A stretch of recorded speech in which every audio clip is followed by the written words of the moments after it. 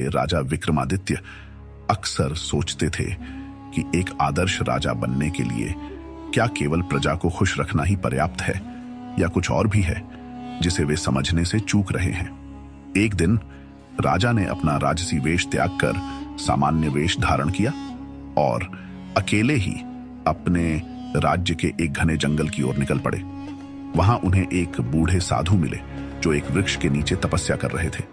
साधु की आंखों में दिव्यता और चेहरे पर गहरी शांति थी। राजा ने सोचा कि यह संत उनकी जिज्ञासाओं का उत्तर दे सकते हैं।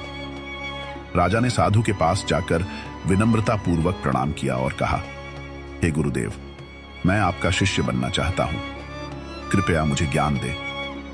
साधु ने अपनी आंखें खोली और मुस्कुराते हुए कहा, हे राजन, ज्ञान पाने के लिए पहले यह समझना जरूरी है कि आप किस चीज की तलाश कर रहे हैं। राजा ने उत्तर दिया, मैं यह जानना चाहता हूं कि एक राजा का सबसे बड़ा कर्तव्य क्या है। क्या मेरा धर्म केवल प्रजा का पालन पोषण करना है या कुछ और भी है जो मैं नहीं देख पा रहा हूं। साधु ने राजा को जंगल के बीच स्थित एक गुफा में जाने को कहा। उन्होंने कहा, उस गुफा में तुम्हें एक बहुमूल्य रत्न मिलेगा, लेकिन ध्यान रखना, वह रत्न केवल उसी को प्राप्त होगा जो अपने लोभ और अहंकार पर काबू पा सके। राजा गुफा के अंदर गए और उन्होंने देखा कि वहां चारों ओर चमचमाते रत्न बिखरे हुए हैं, लेकिन जैसे ही उन्होंने एक रत्न उठाने की कोशिश की, रत्न गायब हो गया। हर बार ऐसा ही हुआ। अंततः उन्होंने अपनी आंखें बंद की और अपनी इच्छा को त्यागते हुए केवल अपने कर्तव्य के बारे में सोचना शुरू किया। तभी एक दिव्य रत्न उनके सामने प्रकट हुआ। राजा ने रत्न साधु को सौंपा। साधु मुस्कुराए और कहा, तुमने अपनी पहली परीक्षा पास कर ली, अब दूसरी परीक्षा के लिए तैयार हो जाओ। साधु ने राजा को एक गरीब गांव में भेजा जहां लोग भूख से पीड़ित थे। राजा ने वहां जाकर अपनी शाही शक्तियों का उपयोग किए बिना उनकी मदद करने का वचन दिया।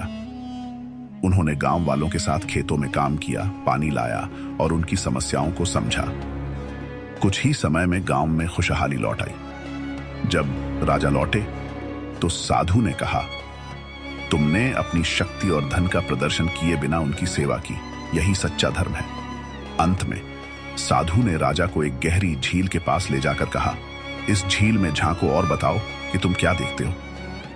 पहले तो राजा ने केवल अपनी परछाई देखी।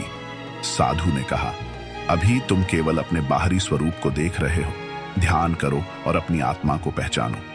राजा ने ध्यान लगाया और महसूस किया कि उनका सच्चा कर्तव्य अपनी आत्मा को शुद्ध रखना है, जो उनके हर निर्णय और कार्य को प्रभावित करता है। साधु ने राजा से कहा, राजन, एक राजा का सबसे बड़ा कर्तव्य केवल प्रजा का पालन पोषण करना नहीं, बल्कि सत्य, धर्म और आत्मा की शुद्धि के मार्ग पर चलना है।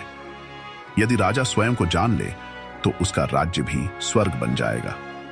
राजा ने साधु को प्रणाम किया और कहा, हे गुरुदेव, आपने मेरी आंखें खोल दी। मैं अब समझ गया हूं कि एक सच्चे राजा का धर्म क्या है। यदि आपको कहानी पसंद आई हो तो चैनल को सब्सक्राइब करें दोस्तों। Thanks for watching.